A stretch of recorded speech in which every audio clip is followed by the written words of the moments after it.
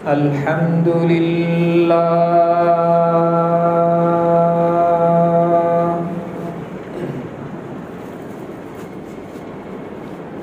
الحمد لله نحمده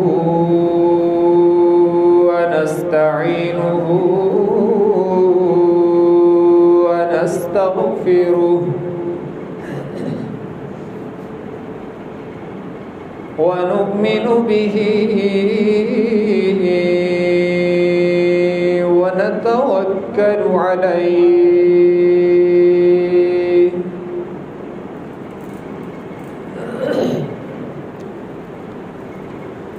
ونعوذ بالله من شرور أنفسنا ومن سيئات أعمالنا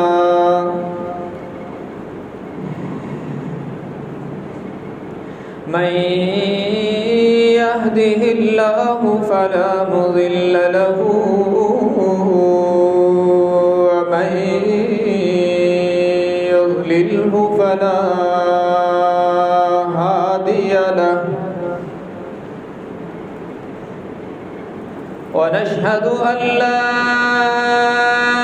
إله إلا الله وحده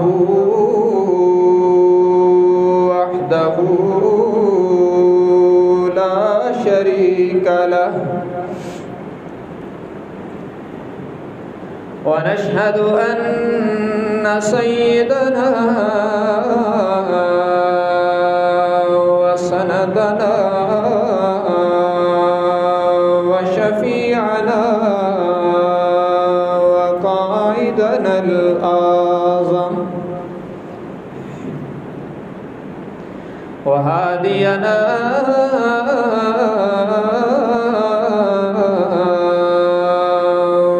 ومرشدنا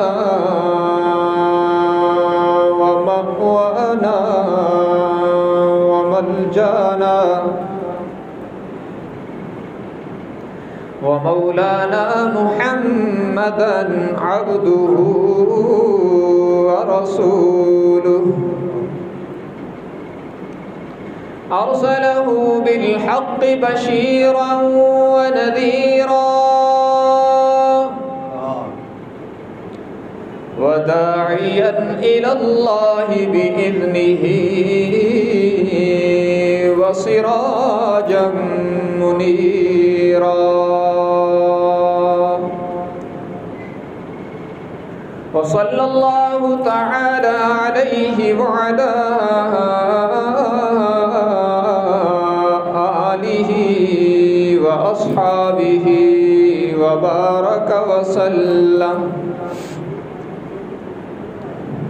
وبارك وسلم تسليما كثيرا كثيرا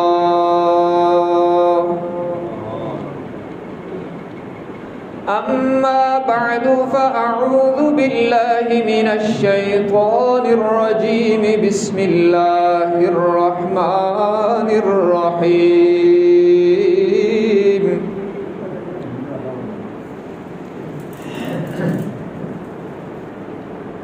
إن الذين قالوا ربنا الله ثم استقاموا تتنزل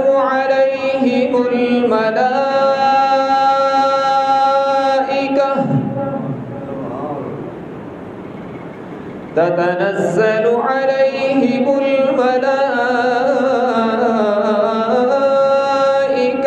ألا تخافوا ولا تحزنوا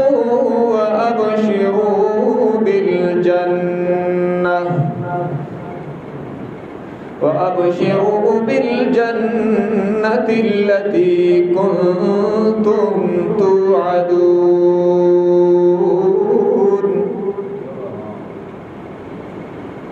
نحن أولياؤكم في الحياة الدنيا وفي الآخرة ولكم فيها ما تشتهي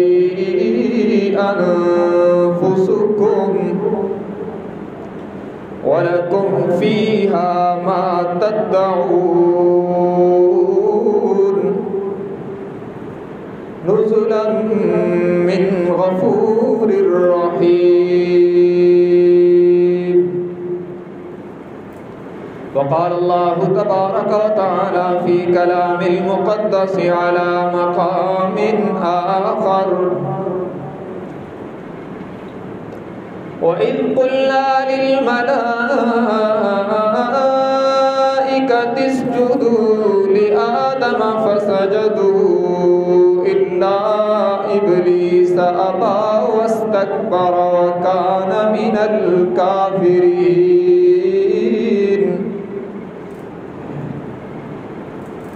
وقال النبي صلى الله تبارك وتعالى عليه وسلم: لا يؤمن أحدكم حتى يكون هواه طبعا لما جئت به، أو كما قال النبي صلى الله تبارك وتعالى عليه وسلم.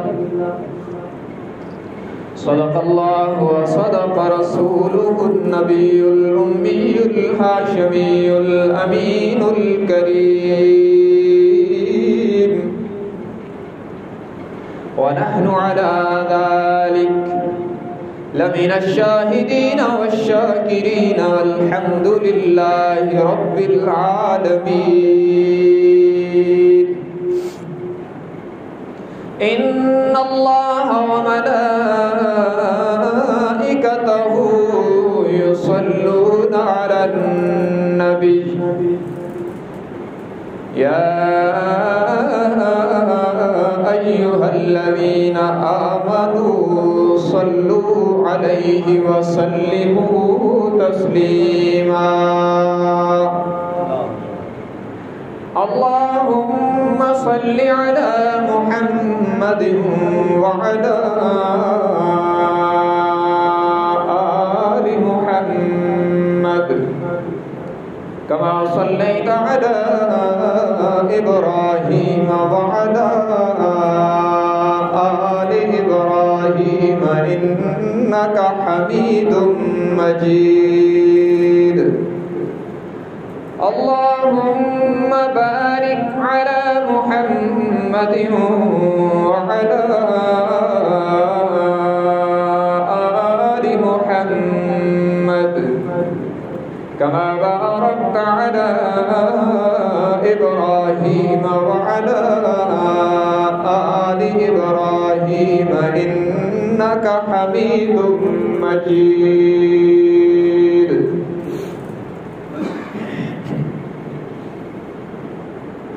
حاضرین گرامی قدر،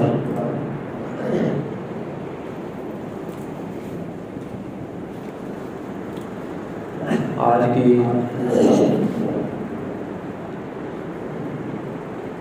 گفتگو کا عنوان ہے نجات انسان کی ہوشیاری سے نہیں ہوتی، بلکہ نجات اللہ اور اللہ کے رسول صلی اللہ علیہ وسلم کی تابعداری سے ہوتی ہے۔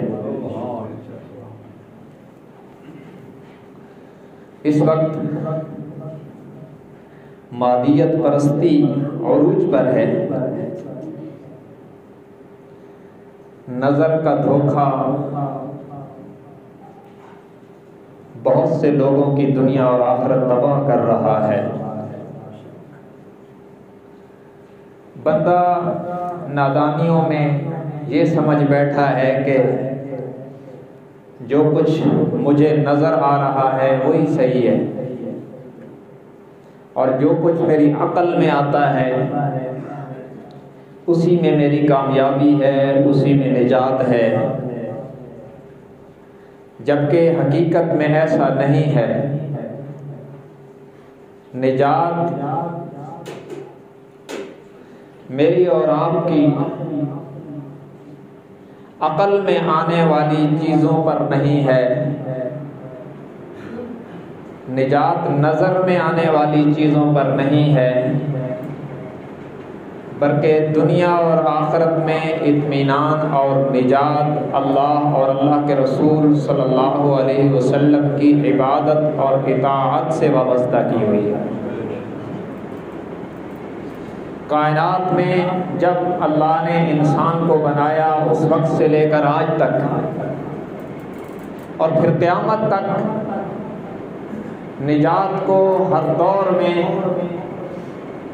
اللہ اور اللہ کے رسولوں کی اطاعت کے ساتھ جوڑا گیا ہے، اور پھر اس امت کے لیے اللہ اور اللہ کے آخری پیغمبر حضرت محمد صلی اللہ علیہ وسلم کی ماننے کے ساتھ نجات کو جوڑ دیا گیا ہے۔ اس کے علاوہ کوئی تیسرا راستہ نہیں ہے۔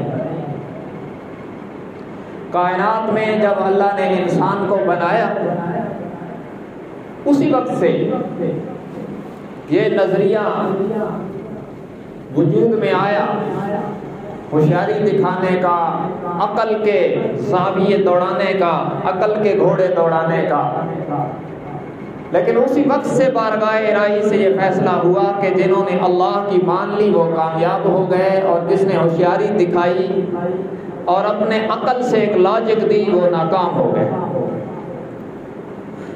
اللہ نے انسان کو بنا کر، حضرت آدم علیہ السلام کو بنا کر فرشتوں سے کہا اسجدوا لآدم، آدم کو سجدہ کرو، تو فسجد الملائکہ، سارے فرشتے اللہ کے حکم پر سر تسلیم خم کرتے ہوئے جھکے۔ انہوں نے فوراً بلا چون و چرا اللہ کی مان لی۔ ابلیس سب سے پہلا بدبخت ہے جس نے اللہ کے حکم کے سامنے اپنی عقل کو پیش کیا اور اکڑ گیا، اور اس نے کہا کہ میں اس کو سجدہ کیوں کروں، انا خیر منہ خلقتنی من نار وخلقتہ من طین، کہ مجھے تو نے آگ سے بنایا اور اس کو مٹی سے بنایا، آگ اوپر کو جاتی ہے اور مٹی پاؤں کے نیچے روندی جاتی ہے، تو میں تو اس سے بہتر ہوں آدم سے، تو اس کو سجدہ میں کیوں کروں۔ عقل اور اکڑ سامنے آ گئی، رکاوٹ بن گئی اللہ کے حکم کو ماننے میں۔ باقی سارے فرشتے تو جھک گئے، وہ پہلے مقرب تھے اور بھی مقرب ہو گئے، اور یہ جس نے ہوشیاری دکھائی اور عقل کا جو ہے وہ قانون پیش کیا اللہ کے سامنے، تو رب العالمین نے فرمایا فخرج منہا فإنک رجیم، نکل جا میرے دربار سے، اب قیامت تک تیرے اوپر میری لعنت برستی رہے گی۔ ہمیں قرآن کریم کی اس آیت نے سبق دیا کہ جہاں اللہ کا فرمان آ جائے، جہاں اللہ کے رسول صلی اللہ علیہ وسلم کا فرمان آ جائے، جو بظاہر زبان رسول کی ہوتی ہے لیکن حقیقت میں فرمان وہ بھی رب کا ہے، کیونکہ وہ اللہ کی مرضی کے بغیر بولتے نہیں ہیں، تو حقیقت میں آرڈر اور قانون تو اللہ کا چل رہا ہے۔ جہاں پہ قانون الہی آ جائے اسے بلا مطالبہ دلیل تسلیم کرنے میں نجات ہے، اور جہاں جہاں اللہ کے بندوں نے ایسا کیا وہ کامیاب ہو گئے، اور جہاں کسی نے ایسا نہیں کیا وہ ہمیشہ کے لیے ناکام ہوا ہے، دنیا میں بھی بے اطمینان ہوا ہے اور آخرت میں بھی ناکام ہوگا۔ کامیابی خدا اور رسول کی اطاعت کے ساتھ وابستہ کی گئی ہے، اللہ اور اللہ کے رسول صلی اللہ علیہ وسلم کی مان کر زندگی گزارنے کے ساتھ کامیابی وابستہ ہے، ہماری عقل میں آئے تب بھی نہ آئے تب بھی، اس لیے کہ اگر میں عقل کے زاویے میں پرکھ کے مان لوں تو پھر میرا ایمان تو عقل پہ ہوا نا۔ اگر کوئی کہے کہ عذاب قبر نظر آئے تو مانوں گا، ویسے تو نظر نہیں آتا، کہاں ہو رہا ہے، تو پھر اس کا ایمان نظر پہ ہے، خدا اور رسول کے فرمان پہ تو نہیں۔ جبکہ مومن کی کامیابی اور مومن کی نجات خدا اور رسول کی بات کو بلا پس و پیش کیے بغیر ماننے میں ہے۔ قرآن مقدس میں اس کی 20 مثالیں موجود ہیں کہ جہاں اللہ کی بات کو جو بظاہر خلاف عقل بھی تھی، بظاہر اسباب کے خلاف تھا رب کا حکم، لیکن جہاں اللہ والوں نے اس کو مانا وہ کامیاب ہو گئے۔ اور جس نے عقل کے گھوڑے دوڑا کر فرمان الہی کے سامنے، حکم الہی کے سامنے اپنے لاجک دے دی اور نہیں مانا تو وہ ناکام ہو گیا۔ تو کامیابی انسان کی تیزی اور ہوشیاری سے نہیں ہے، کامیابی خدا اور رسول کے تابعداری سے وابستہ ہے۔ کئی مثالیں ہیں قرآن کریم میں، اور کئی مشہور واقعات سے یہ قانون ہمیں واضح طور پر سمجھ میں آتا ہے۔ دیکھیں، حضرت موسیٰ علیہ السلام جب پیدا ہوئے تھے تو اللہ نے ان کی ماں کے دل میں یہ بات القاء فرمائی کہ اس کو بکسے میں بند کر کے دریا میں ڈال دیں۔ اب بکسے میں بند کر کے اگر اسے اس طرح ٹائٹ کیا جائے کہ اس کے اندر پانی نہ داخل ہو تو پھر ہوا بھی نہیں داخل ہوگی، اور جب ہوا بند ہو جائے، سانس بند ہو جائے تو بندہ مر جاتا ہے، اور اگر ہوا کے لیے سوراخ رکھے جائیں تو پانی داخل ہوگا تو وہ ڈوب جائے گا۔ تو بظاہر تو دونوں صورتوں میں اسے واٹر پروف بنائے تو تب بھی وہ ایئر پروف بنے گا، ہوا اس میں داخل نہیں ہوگی تو تب بھی موسیٰ علیہ السلام کے بچنے کا امکان نہیں ہے، اور اگر اس کے اندر سوراخ رکھے کہ ہوا داخل ہو، ان میں سے پانی بھی داخل ہوگا اور وہ پھر بکسا ڈوب جائے گا تو پھر بھی بچنے کا امکان تو بظاہر نہیں ہے۔ لیکن اللہ نے اپنی بندی کے دل میں القاء کیا، یہ بات ڈالی،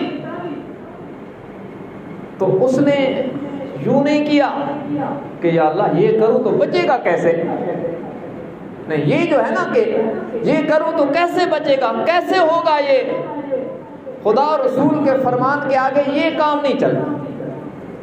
اس نے سر تسلیم خم کر دیا کہ ٹھیک ہے، رب کا آرڈر آ گیا تو ایسا ہی کریں۔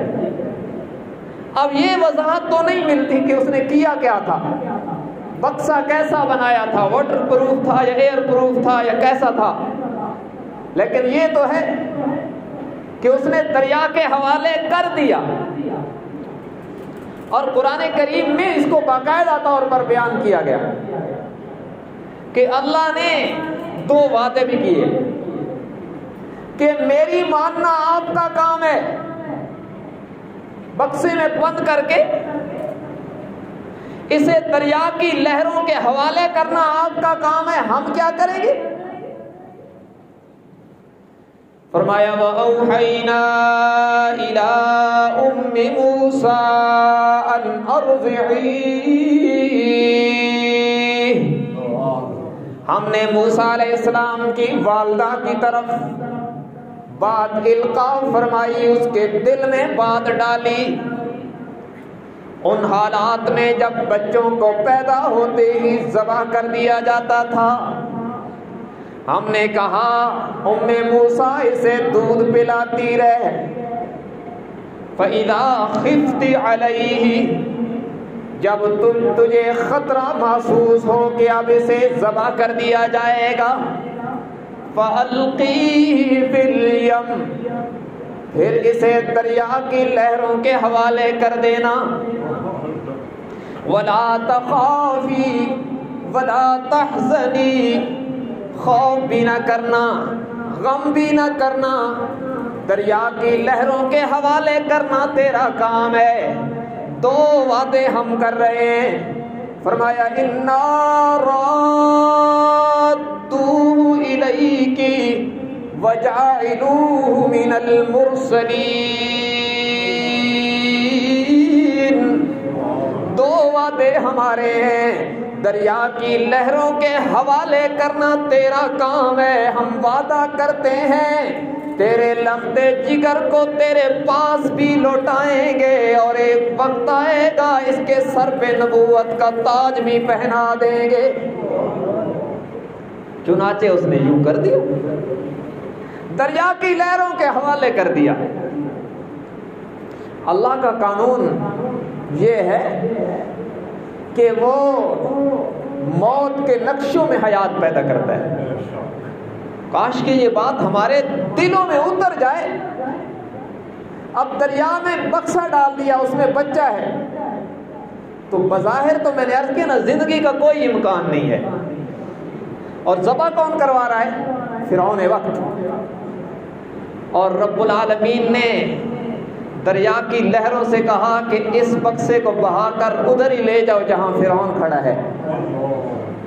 اللہ کی قدرت، سارے عقل کے زاویے توڑوا دیے، اور اسی قرآن میں بیان کر کے مجھے اور آپ کو بتلایا کہ تو کبھی یہ نہ سوچنا کہ جناب جھوٹ نہیں بولیں گے تو نظام نہیں چلے گا۔ اللہ کی ماننے میں کامیابی ہے۔ عقل چاہے کچھ بھی کہے، حالات چاہے کیسے ہو، نجات خدا اور رسول کی اطاعت سے وابستہ ہے۔ اس کے خلاف چلیں گے دنیا اور آخرت میں بے اطمینانی ہوگی اور ناکامی ہوگی۔ یہ بکسا ادھر چلا ہے جدھر فرعون اپنے گھر والوں کے ساتھ سیر کرنے نکلا تھا۔ پہلے دریا کے حوالے ہوا جس میں بچنے کا امکان نہیں تھا، اور اب اس کے پاس جا رہا ہے جو ذبح کروا رہا ہے۔ فَلْيُلْقِهِ الْيَمُّ بِالسَّاحِلِ يَأْخُذْهُ عَدُوٌّ لِّي وَعَدُوٌّ لَّهُ۔ رب العالمین نے فرمایا اسے وہ بندہ اٹھائے گا جو اس کا بھی دشمن ہوگا، میرا بھی دشمن ہوگا، اور وہ فرعون تھا۔ اس نے ادھر سے اٹھا لیا گیا، اور فرعون کے ہاں چونکہ اولاد تو تھی نہیں، نرینہ اولاد نہیں تھی، اس کا بیٹا کوئی نہیں تھا۔ جب اٹھا کر پیش کیا گیا تو فَالْتَقَطَهُ آلُ فِرْعَوْنَ لِيَكُونَ لَهُمْ عَدُوًّا وَحَزَنًا۔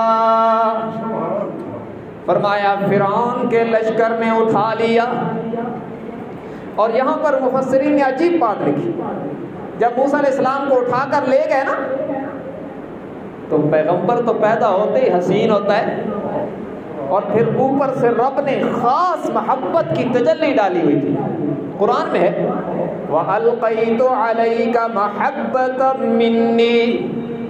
رب العالمین فرماتے ہیں ہم نے موسیٰ کے چہرے پر اپنی طرف سے محبت کی خصوصی تجلی ڈال دی، جو دیکھتا تھا دیوانہ ہو جاتا تھا۔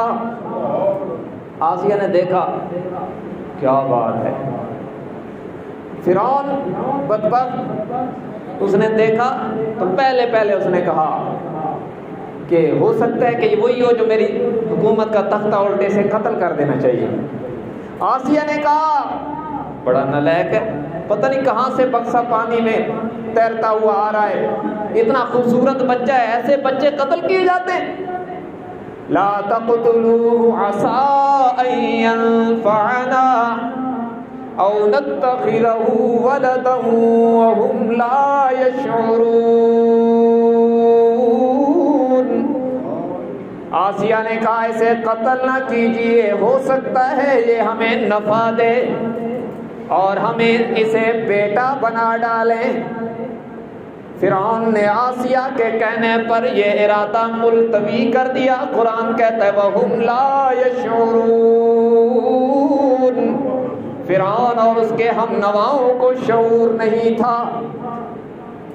اور یہ جو آسیہ نے محبت بھری نگاہوں سے دیکھا اور کہا کہ اسے قتل نہ کرے نا، شاید پیغمبر کے چہرے پر محبت بھری نظر ڈالنا ہی اللہ کو اتنا پسند آیا کہ بعد میں آسیہ کو موسیٰ علیہ السلام پر ایمان نصیب کیا اور اسی ایمان کی حالت میں پھر اس کی شہادت ہوئی ہے۔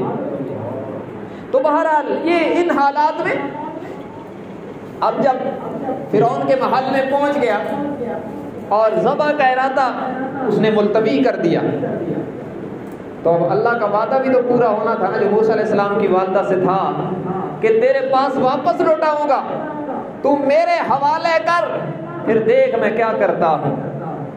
وہ بھی تو پورا ہونا ہے۔ اب بچہ ہے اور روتا ہے، اسے دودھ کی ضرورت ہے۔ یہ فیڈر کا زمانہ تو شاید تھا نہیں اور بازاری دودھ ایجاد نہیں ہوئے تھے، تو قدرتی دودھ۔ اب رب العالمین فرماتے ہیں وَحَرَّمْنَا عَلَيْهِ الْمَرَاضِعَ مِن قَبْلُ، ہم نے پیغمبر پہ پابندی لگائی، خبردار اپنی امی کے علاوہ کسی کا دودھ پینا ہی نہیں ہے۔ اور وہ روئے۔ اب فرعون مختلف عورتیں لائی جا رہی ہیں، تو کوئی آئے دودھ پلائے، اور ادھر سے تقدیر مسکرا رہی ہے کہ ہم اپنا وعدہ پورا کرنا جانتے ہیں۔ موسیٰ علیہ السلام کی والدہ سے وعدہ کیا میرے حوالے کر، میری گود میں آئے گا، انتظام ہو رہا ہے۔ اب عورتیں آ رہی ہیں، موسیٰ علیہ السلام کسی کا دودھ پیتی نہیں۔ ایک عورت جو موسیٰ علیہ السلام کی بہن تھی، اس کی ڈیوٹی لگائی تھی کہ ماں نے کہ ذرا دیکھنا کہاں جاتا ہے۔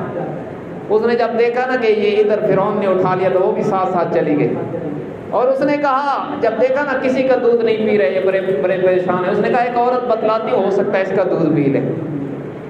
اس نے اپنی ماں کا نام بتلایا۔ ان کے کارندوں نے فرعون کا آرڈر لے کے کہا جی آپ آئیں۔ وہ تو حقیقت میں ماں تھی اور ان کو پتہ کوئی نہیں تھا۔ جب اس نے موسیٰ علیہ السلام کو سینے سے لگایا، انہوں نے فوراً دودھ پینا شروع کر دیا۔ فرعون کے محل میں جشن ہو گیا کہ واہ واہ واہ، بچے نے دودھ پینا شروع کر دیا ہے، اس کو تو پریشانی سے نجات مل گئی۔ اس نے موسیٰ علیہ السلام کی والدہ سے کہا کہ آپ ادھر رہو، ان کو دودھ پلایا کرو۔ اس نے کہا نہیں بھائی، میں یہاں کیوں رہوں، میں تو اپنے گھر میں رہوں گی، میرا گھر جیسا بھی ہو وہ آپ کے محل سے اچھا ہے، اپنا گھر اپنا ہی ہوتا ہے۔ انہوں نے کہا مہربانی کرو، اس بچے کو لے جاؤ، ادھر دودھ پلاؤ، ہمیں ملوانے لے آیا کرو، ہم پروٹوکول بھی دیں گے، تنخواہ بھی دیں گے، اور تیرے ممنون بھی رہیں گے، اس کو دودھ پلایا کر۔ اب رب العالمین نے اس کو قرآن میں بیان کیا، فَرَدَدْنَاهُ إِلَىٰ أُمِّهِ كَيْ تَقَرَّ عَيْنُهَا وَلَا تَحْزَنَ وَلِتَعْلَمَ أَنَّ وَعْدَ اللَّهِ حَقٌّ۔ فرمایا ہم نے موسیٰ علیہ السلام کو ان کی ماں کی طرف لوٹایا تاکہ ان کی آنکھیں ٹھنڈی ہو جائیں، ان کا غم خوشیوں میں بدل جائے، اور دنیا پر واضح ہو جائے کہ اللہ کے وعدے سچے ہوا کرتے ہیں۔ جو ہماری مانتا ہے پھر ہم نبھا کے دکھایا کرتے ہیں۔ لیکن یہ ہے کہ نظر کے خلاف ماننا پڑتا ہے، بظاہر نقشہ کچھ اور نظر آتا ہے، لیکن جب بندہ رب کی مان لیتا ہے تو اللہ نقش بدل کے دکھا دیتے ہیں۔ سارا کنٹرول تو رب کے ہاتھ میں ہے، وہ کوئی اسباب کا محتاج ہے کہ اسباب مخالف ہیں۔ جناب یہ دور ایسا ہے کہ سود کے بغیر نظام نہیں چلتا۔ یہ اللہ نے واقعات بیان کیے میرا اور آپ کا یقین بنانے کے لیے، یہ کوئی کہانیاں تو نہیں سنائی گئی، یہ قرآن یقین بنانے والی کتاب ہے۔ میرا اور آپ کا یقین بنایا جا رہا ہے کہ ہر دور میں کامیابی اللہ اور اللہ کے رسول کی اطاعت و عبادت سے وابستہ ہے۔ کسی دور میں بھی جب انسان خدا اور رسول کی تعلیمات کو چھوڑ کر اپنی مرضی کرے گا تو ناکام ہوگا۔ اس لیے میرے بھائیو یہ بات ذہن میں بٹھاؤ، جب بھی کبھی مفادات کا اور حالات کا تقابل خدا اور رسول کی تعلیمات سے آ جائے تو حالات سے متاثر ہو کر مفادات کو کم ہوتا دیکھ کر خدا اور رسول کی تعلیمات کو نہ چھوڑنا۔ ورنہ بظاہر کثرت نظر آئے گی لیکن حقیقت میں قلت ہوگی، حقیقت میں بے برکتی آئے گی۔ اس لیے جتنی یہ مادیت پرستی کی صورتیں ہیں نا، جو آج ہمیں نظر کا دھوکہ دیا جا رہا ہے کہ یہ نہیں کریں گے تو ناکامی ہو جائے گی، نقصان ہو جائے گا، یہ کچھ نہیں ہے۔ کامیابی قرآن و سنت کی وابستگی کے ساتھ ہے، قرآن و سنت کی تعلیمات کو اپنانے کے ساتھ وابستہ ہے، قیامت تک کامیابی یہی ہے۔ بہت ساری اس کی بیسیوں مثالیں قرآن کریم میں اور آپ صلی اللہ علیہ وسلم کے فرامین میں یوں میرے سامنے ہے، اور پیغمبروں کی ساری زندگی ایسے ہوتی تھی۔ دیکھیں حضرت موسیٰ علیہ السلام کا ایک اور واقعہ، قرآن کی جھلکی ایک اور دیکھیں۔ جب جادوگر فرعون نے بلائے تھے اور وہ موسیٰ علیہ السلام کے سامنے آئے، اس دور کے جتنے جادو کے ماہر تھے سارے، اور یہ وہ دور تھا جب یہ علم سحر عروج پر تھا، تو سارے جادوگر اکٹھے ہو گئے اور انہوں نے رسیاں پھینکی اور موسیٰ علیہ السلام کو سانپ نظر آنے لگی۔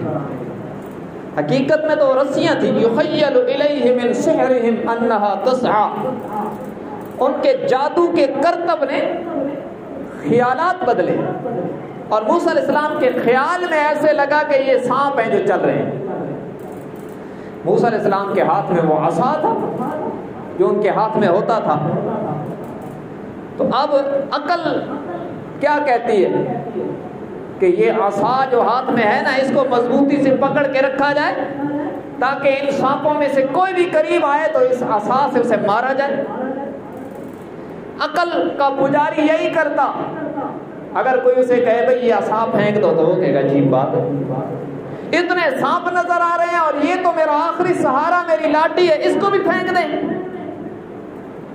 مگر اوپر سے رب العالمین کا آرڈر آیا، القی ما فی یمینک، میرے پیغمبر یہ جو دائیں ہاتھ میں عصا پکڑا ہوا ہے اسے پھینک دو۔ اب پیغمبر ہے، پیغمبر کے ذہن میں تو کیوں کا تصور بھی نہیں آتا نا۔ وہ ہمارے جیسے بندے تو فوراً سوچتے ہیں یار یہ اتنے سانپ ہیں اور ایک لاٹھی پکڑی ہے اور وہ بھی کہا جا رہا ہے پھینک دو، لیکن نہیں، پیغمبر سر تسلیم خم ہے جو پروردگار کا آرڈر ہے۔ اب رب نے جب فرمایا القی ما فی یمینک، میرے پیغمبر یہ دائیں ہاتھ میں پکڑی ہوئی لاٹھی پھینک دیجئے، فَأَلْقَى عَصَاهُ فَإِذَا هِيَ ثُعْبَانٌ مُبِينٌ، جب پیغمبر نے عصا مبارک اللہ کے فرمان پر ڈالا تو حقیقت میں اژدہا بن گیا۔ القی ما فی یمینک تلقف ما صنعوا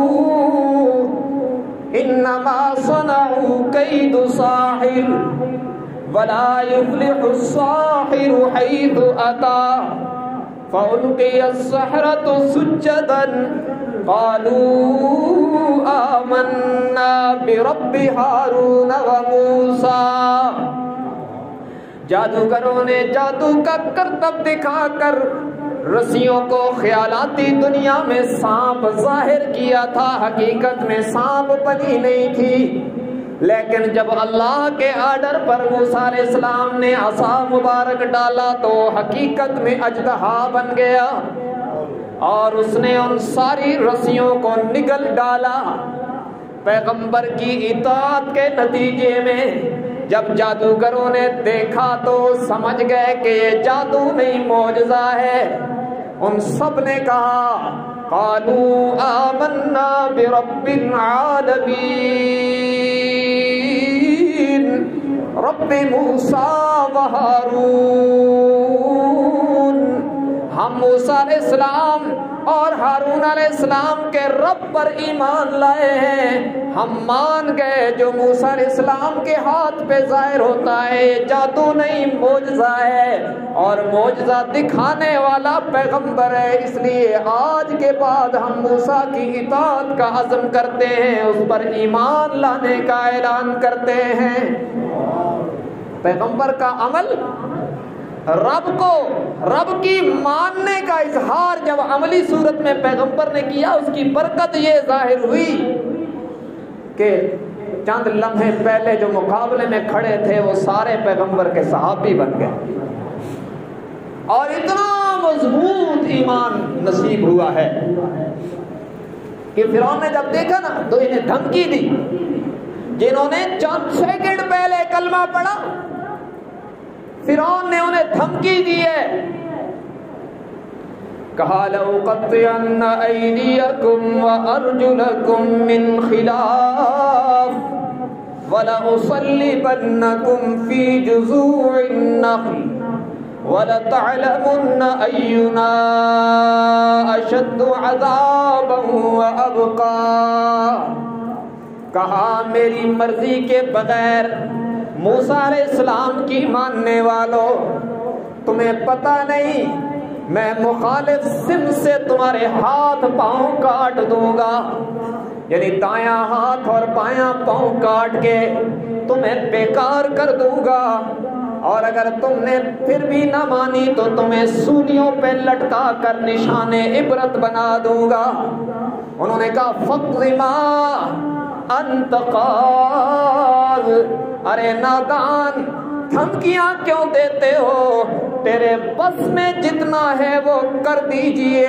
تو زیادہ سے زیادہ دنیا کی زندگی میں تیرا فیصلہ کارآمد ہو سکتا ہے, لیکن اب ہمارا ایمان یہ ہو چکا ہے انما تقضی هذه الحیاة الدنیا انا آمنا بربنا لیغفر لنا خطایانا وما اکرہتنا علیہ من السحر واللہ خیر وابقا. اب ہمارا ایمان یہ ہے کہ دنیاوی زندگی میں تو جتنا زور لگا سکتا ہے لگا لے. ہمارا یقین یہ ہے کہ اگر ہمیں تو نے سولیوں پر بھی لٹکا دیا نا تو ادھر ہماری روح ہمارے جسموں سے روح پرواز کرے گی, ادھر اللہ کی رحمت ہمارا استقبال کرے گی. اب لگا لے زور جتنا لگانا ہے, لیکن اب ایمان پر کمپرومائز نہیں ہے. تو چلو ایک اور نظریے کی بات بھی سن لو. یہ کون ہے؟ موسیٰ علیہ السلام کے صحابی ہیں, اور کلمہ پڑھتے کتنی دیر ہوئی؟ چند منٹ گزرے ہیں, اور موسیٰ علیہ السلام کے معجزہ دیکھ کر کلمہ پڑھنے والوں کا ایمان اتنا مضبوط ہے کہ وقت کے مضبوط ترین حکمران کو کہتے ہیں لگا لو زور جتنا لگا سکتے ہو, ہم کٹ سکتے ہیں, موقف سے ہٹ نہیں سکتے.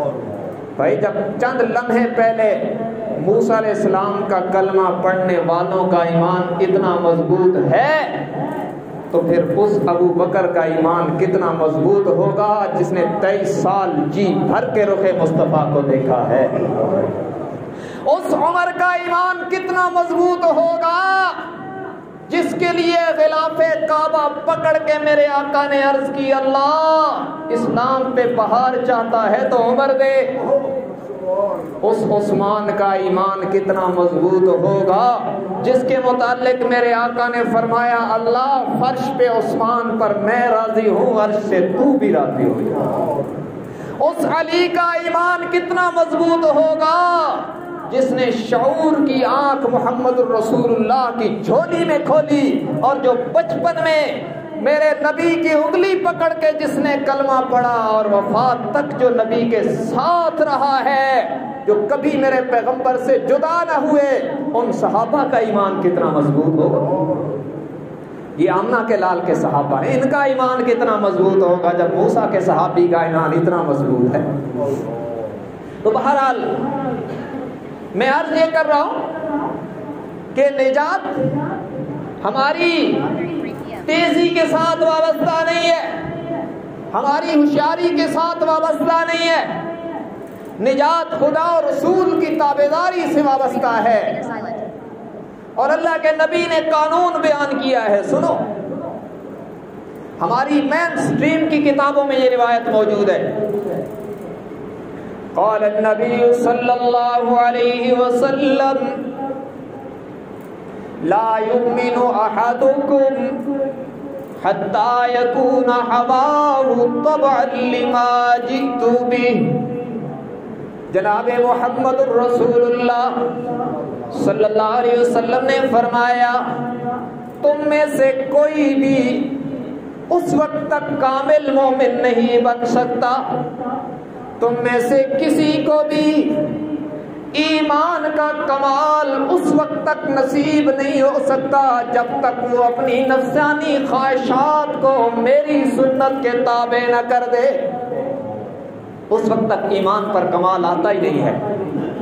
اور آج ہم کیا کرتے ہیں؟ ہم کہتے ہیں جی یہ فنکشن کرنا ہے تو یہ تو کام کرنا ہے ورنہ فلاں ماموں ناراض، اور یہ بھی کرنا ہے ورنہ فلاں چچا ناراض، اور فلاں جو میرا دوست ہے وہ کہتا ہے کہ وہ شادی پر جو ہے نا وہ گانے والے بھی میں نے لانے ہیں، کیا کریں اب کرنا پڑے گا ورنہ وہ ناراض۔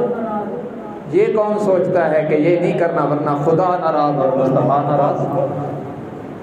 دیکھیں ہمارا جو اللہ سے رشتہ ہے نا، اللہ اور اللہ کے رسول سے، پتہ ہے کون سا ہے؟ کسی حد تک مسلمانوں کا ہمارا رشتہ خدا اور رسول سے دکھ کا تو ہے، لیکن سکھ کا رشتہ بہت کمزور ہے۔ کیوں؟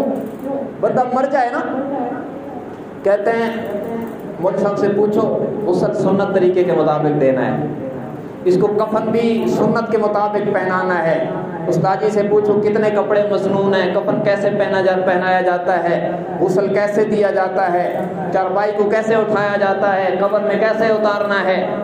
کسی حد تک امت یہ کام کر رہی ہے، اللہ کرے کہ اور دلچسپی سے یہ کام کرے، اچھی بات ہے، یہ اتنا بھی ہونا چاہیے، لیکن جو سکھ کا رشتہ ہے نا وہ بہت کمزور ہے۔ پتہ کیا کرتے ہیں؟ اچھا جی شادی ہے نا، مولوی صاحب کو نکاح کی فیس دے کر فارغ کر دینا، باقی کام ہم خود کریں گے اپنی مرضی کا۔ یہ رشتہ خدا سے سکھ کا نہیں ہے، دکھ کا تو ہے، لیکن خوشیوں والا رشتہ بہت کمزور ہے۔ اس میں ہم جو ہے نا کوئی 1-2% لوگ ہیں اللہ والے ہیں، ان کی میں نفی نہیں کر رہا، لیکن 98% ہم اپنی مرضی کی شادیاں کرتے ہیں، خدا اور رسول کے احکامات کو پسے پشت ڈال دیتے ہیں، جبکہ نجات خدا اور رسول کی مان کر چلنے سے وابستہ ہے۔ اپنی مرضی جب بندہ کرتا ہے، دیکھیں اللہ نے جو ہمیں مذہب عطا فرمایا نا، اس کا ایک جامع قانون ہے، وہ کیا ہے کہ دنیا میں ایسے چلو جیسے خدا چاہتا ہے، دنیا میں ایسے چلو جیسے رب چاہتا ہے۔ بس دنیا کی جو اوسط عمر ہے 60 سے 70 کے درمیان، اس امت کی 60-70 سال کے درمیان اس امت کی اوسط عمریں ہیں۔ یہ چند بلوغت کے سال اس سے نکال دو 14 سال تو، اور 50 سال عمر اگر لگا لیں تو اللہ کہتے ہیں 50 سال عمر تم میری مرضی کے مطابق گزار لو، موت کے بعد نہ ختم ہونے والی ساری زندگی تیری مرضی چلے گی۔ وَلَكُمْ فِيهَا مَا تَشْتَهِي أَنفُسُكُمْ، قرآن کے الفاظ ہیں، میرے تو نہیں ہیں۔ فرمایا وہاں وہ ہوگا جو تم چاہو گے۔ کیوں؟ کب ہوگا؟ جب یہاں ہم وہ کریں گے جو رب چاہے گا، اور اگر ہم وہ نہیں کریں گے نا، اپنی مرضی کریں گے، تب بھی ہوگا تو وہی جو رب چاہے گا۔ ہم اپنی مرضی سے جتنا زور لگا لیں، لیکن اللہ کا مقابلہ تو کوئی نہیں کر سکتا، ہوگا تو پھر بھی وہی جو رب چاہے گا، لیکن ہماری نجات خراب ہو جائے گی، ہمیں پھر نجات نہیں ہوگی۔ اور اگر ہم اللہ کی مان کے چل لیں گے تو پھر آخرت کی جو موت کے بعد والی زندگی کی ابتدا ہے، انتہا تو اس کی ہے ہی کوئی نہیں، وہ سارا جہان پھر ایسے چلے گا جیسے یہ بندہ چاہے گا۔ وَلَكُمْ فِيهَا مَا تَشْتَهِي أَنفُسُكُمْ، وہاں وہ ہوگا جو تمہارے جی چاہیں گے۔ یوں ہے حدیث میں، جنتی بیٹھا ہوگا، دیکھے گا کہ جنت کی فضاؤں میں ایک پرندہ اڑ رہا ہے، اس کے ذہن میں خیال آئے گا کہ یہ اگر پکا ہوا میرے سامنے آتا اور میں کھاتا تو مزہ آتا، بس خیال اس کے ذہن میں گونج رہا ہوگا کہ وہ جنتی دسترخوان پہ سج کے اس کے سامنے آ جائے گا اور یہ اس کو کھائے گا مزے سے کھا پی کے جب فارغ ہوگا تو پھر وہ پرندہ بن کے اڑ جائے گا. یہ جنت کا ضابطہ ہے. اس کے لیے ہمیں دنیا میں اللہ کی ماننی پڑے گی, اللہ رسول صلی اللہ علیہ وسلم کی مان کے چلیں گے تو پھر یہ کامل نجات ہے, اور اگر اپنی مرضی کریں گے تو پھر دھکے کھائیں گے, پھر آخرت کی ناکامی بہت بڑی ناکامی ہے. اور ہمارے اکابر نے کہا بہت بڑا بدبخت ہے وہ انسان جسے موت کے وقت پتہ چلے کہ میں دنیا سے ناکام ہو کے جا رہا ہوں. پھر پریشان ہونے سے کچھ حاصل نہیں ہوگا نا. آج تو وقت ہے ہمارے پاس, فرصت ہے, اللہ نے مہلت دے رکھی ہے. آثار موت نظر آنے سے پہلے تک ہم زندگی کا انداز بدل سکتے ہیں, اللہ اور اللہ کے رسول صلی اللہ علیہ وسلم کی ماننے کا عزم کر سکتے ہیں, کوشش کر سکتے ہیں. اللہ نے اسباب دیے, طاقت دی ہے. آج ہم یہ کر لیں گے تو نجات ہوگی, نہیں کریں گے تو سوائے پچھتانے کے کچھ حاصل نہیں. آخرت کی ناکامی چونکہ ہمیں نظر نہیں آ رہی نا, اس لیے اس درجے کا یقین پیدا نہیں ہو رہا. عمر ابن عبدالعزیز رحمۃ اللہ علیہ قبرستان سے گزر رہے تھے. ابن قیم نے کتاب الروح میں لکھا ہے. عمر ابن عبدالعزیز رحمۃ اللہ علیہ بہت نیک آدمی تھے جنہیں عمر ثانی کہا گیا. قبرستان سے گزر رہے تھے تو اللہ والوں کی کرامات بھی ظاہر ہو جاتی ہیں. قبرستان سے گزرتے انہیں آواز آئی کہ اے عمر, یہاں کی خاموشی سے دھوکے میں نہ پڑ جانا, یہاں بہت سے لوگ پریشان موجود ہیں. اس پریشانی کا بھی تو کوئی حل کرنا ہے نا, کہ ساری زندگی اپنی مرضی کرنی ہے. تو پھر یوں نہ ہو, یوں حدیث میں آتا ہے نا کہ قبر کہتی ہے اچھا تیرا آنا بڑا نامبارک ہے, دنیا میں جتنے لوگ چلتے تھے مجھے تو سب سے زیادہ ناپسند تھا, آج میرے حوالے ہوا ہے تو میرے برتاؤ کو بھی دیکھے گا. تو یہ تو بڑی خطرناک گھاٹی ہے. اس سے پہلے ہم توبہ کر کے اپنے طور طریقے بدل لیں, حرام کھا رہے ہیں چھوڑ دیں, جھوٹ بول رہے ہیں توبہ کر لیں. 10 روپے کا نقصان ہوتا ہے کوئی بات نہیں ہے, اس پر سچ بول کے 1 روپیہ کمائیں گے, 100 روپیہ چھوڑیں گے, اللہ اس میں برکت ڈالے گا. لاکھوں سے وہ کام نہیں ہوگا جو اس سچ والے 1 روپے سے ہو جائے گا. یقین پیدا کریں. تو آج کے جمعے کا پیغام یہی ہے کہ کامیابی ہوشیاری کے ساتھ نہیں ملتی, کامیابی خدا اور رسول کی تابعداری کے ساتھ ملتی ہے. اللہ تبارک و تعالی ہم سب کو قرآن و سنت کی صحیح سمجھ اور اس پر عمل کی توفیق عطا فرمائے. اپنی اور اپنے حبیب حضرت محمد صلی اللہ علیہ وسلم کی صحیح معنوں میں اطاعت کرنے کی, مان کر چلنے کی توفیق عطا فرمائے. وآخر دعوانا ان الحمد للہ رب العالمین.